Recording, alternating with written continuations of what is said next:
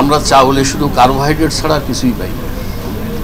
এত পালিশ করার ফলে আমাদের যে সমস্ত চাউলে যে উপাদানগুলি থাকে, ভিটামিনযুক্ত উপাদান, এগুলো কিন্তু কোনোটাই থাকে না, যার জন্য আমরা পুষ্টি মিক্স করে আবার ভিজিডি এবং খাদ্য বান্ধবে আমাদের সরবরাহ করতে হয়।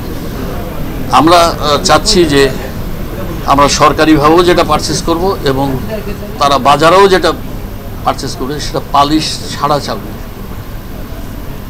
একদম কোম্পানি হোক, বড় মিল হোক, হাস্কিং মিল হোক, তারা পালিশ ছাড়া দেবে।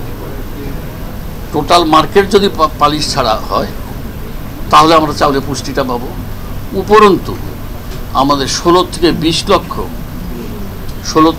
লক্ষ মেট্রিক টন যেটা ওয়েস্টেজ হয়ে যায় সেটা আমরা রক্ষা পাবো। উপরন্তু তাদের উৎপাদন খরচ মিনিমাম কেজি প্রতি 2 টাকা 2.5 টাকা কম হবে। এই বিদ্যুৎ খরচ ধরে বিদ্যুৎ খরচ, ন্যাশনাল বিদ্যুৎ খরচও কম হবে এবং ভোক্তারা অটোমেটিকলি একটু কম দামে খেতে পারবে।